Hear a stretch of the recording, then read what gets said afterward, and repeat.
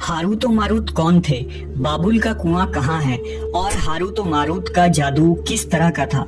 ये वो पुरअसरार सवालात हैं जिनके जवाब तो बहुत हैं और लिखने वालों ने भी बहुत कुछ लिखा है, लेकिन उन किस्से कहानियों में हकीकत को तलाश करना गहरे समुंदर से मोतियां निकालने के बराबर है। हारूत और मारूत के मुतालिक बुनियादी तौर पर दो तरह की रिवायतें मिलती हैं, एक वो जो कुरान और हदीस और ताबीन के अक़वाल में मौजूद है और दूसरी वो जो तौरेत और इंजील और इसराइली रिवायतों में आती है, जबकि उन इसराइली रिवायतों को बेशतर उलमा और मुवर्रिखीन ने तायीद की है। इस वीडियो में हम उन दोनों तरह की रिवायतों और वाक़यात को मुकम्मल पेश करेंगे। रिवायतों के मुताबिक हजरत इदरीस अलैहिस्सलाम के जमाने में एक मर्तबा आसमान और जमीन के दरमियान से पर्दों को हटा दिया गया तो फरिश्तों ने जमीन में आबाद इंसानों को देखकर ताज्जुब किया और बोले, या रब्बुल आलमीन, हम तो गुनाह के करीब भी नहीं जाते, जबकि ये बनी आदम गुनाहों में इतने मुब्तला हैं। अगर हम उनकी जगह होते तो कभी तेरी नाफरमानी न करते। अल्लाह ने इरशाद फरमाया, इंसानों को गुस्सा और शहवत दी गई है, अगर ये चीजें तुम्हें दी जाए तो तुम भी इसी तरह गुनाह में मुलव्वस हो जाओगे। लेकिन फरिश्तों ने कहा, हम ऐसा हरगिज न करेंगे। लिहाजा अल्लाह के हुक्म से फरिश्तों ने अपनी जमात में से दो बेहतरीन और इताअत गुजार फरिश्तों को चुन लिया, जिनका नाम हारूत और मारूत था। अल्लाह ने उन दो फरिश्तों में इंसानी फितरत और शहवत डालकर दुनिया में भेजा। वो शहर बाबुल में दो खूबसूरत इंसान बनकर आए और काजी के काम पर मुकर्रर हो गए, जहाँ वो लोगों के दरमियान फैसले किया करते थे। एक दिन उनके पास एक औरत अपना मुकदमा लेकर आई और कहा कि उसका शौहर उसे बहुत परेशान करता है। हारूत और मारूत ने जब उस औरत को देखा तो वो उसकी खूबसूरती और हुस्न से मरऊब हो गए और उस पर आशिक हो गए। उन्होंने उस औरत से जिना की ख्वाहिश की तो औरत ने उनसे कहा, तुम्हारी ये ख्वाहिश मैं तभी पूरी करूंगी जब तुम बुत की पूजा करो, शराब पियो या मेरे खाविंद को कत्ल कर दो। हारूत और मारूत ने शराब नोशी को छोटा गुनाह समझकर पी लिया और नशे की मस्ती में दो और कबीरा गुनाह कर बैठे। उस औरत ने उनसे आसमान पर चढ़ने का अमल भी सीख लिया, जिसके जरिए वो आसमान पर जाते थे। जब औरत इस अमल के जरिए आसमान पर गई तो अल्लाह के हुक्म से उसे सितारे की शक्ल में मस्ख कर दिया गया। चूंकि उस औरत का नाम जोहरा था, इसलिए वो सैयारा जोहरा कहलाया, जिसे आज वीनस कहते हैं। इस गुनाह की वजह से हारूत और मारूत खुद वो इसमें आजम भूल गए जिसे पढ़कर वो आसमान पर जाते थे और बतौर सजा उन्हें बाबुल के एक कुएं में उल्टा लटका दिया गया, जहां वो ता कयामत यूं ही कैद रहेंगे।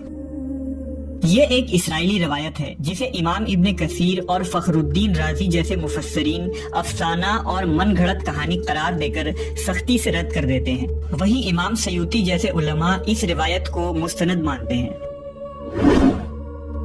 हारूत और मारूत और चाहे बाबुल के सिलसिले में एक और रिवायत कसरत से बयान की जाती है, जिसके मुताबिक एक जमाना ऐसा था जब शहर बाबुल रोए जमीन पर तहजीब और तमद्दुन का मरकज था। यहाँ के लोग बातिल खुदा की परस्तिश किया करते थे। ये लोग अपनी किस्मत उनसे वाबस्ता समझते थे, इसलिए इल्म नजूम और इल्म फल्कियात में बड़े माहिर थे। उनके बुतकदों में सितारों की पूजा की जाती थी। ये लोग जादू, तंत्र मंत्र, सिफली को बहुत अहमियत देते और इस इल्म के जरिया मुआशरे में खूब फसाद फैलाते थे। ये लोग तिलिस्म, जादू, तंत्र मंत्र में बहुत आगे बढ़ गए।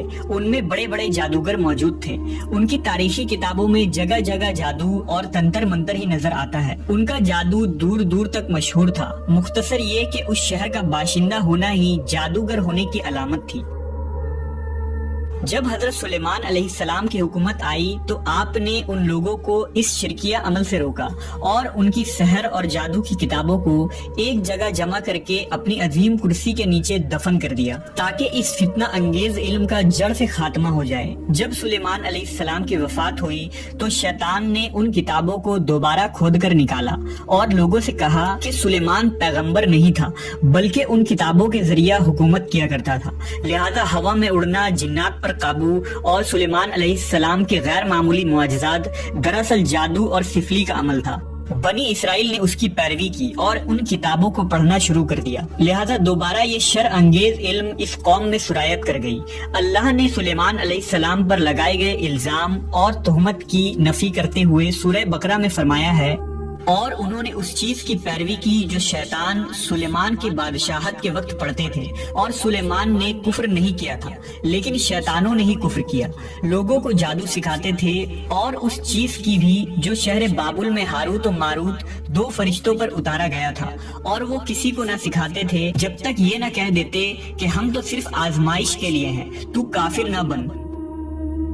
لہذا جب یہ سحر کا علم بابل میں عام ہو گیا اور لوگوں کی تکلیف اور پریشانی کا باعث بن گیا، تو اللہ نے دو فرشتوں کو انسانی صورت میں مامور کیا کہ وہ جادو کے عوامل اور اسے باطل کرنے کا طریقہ لوگوں کو سکھائیں تاکہ وہ جادوگروں کے فساد اور شر سے محفوظ رہ سکے۔ لیکن یہ تعلیمات غلط مقصد کے لیے بھی استعمال ہو سکتی تھی۔ حالانکہ وہ فرشتے لوگوں کو تنبیہ کرتے تھے اور ان کے لیے صراحتاً کہتے تھے کہ یہ تمہارے لیے ایک طرح کی آزمائش ہے، لیکن پھر بھی وہ لوگ ایسے کاموں میں پڑ گئے جو انسانوں کے لیے ضرر اور نقصان کا باعث تھا۔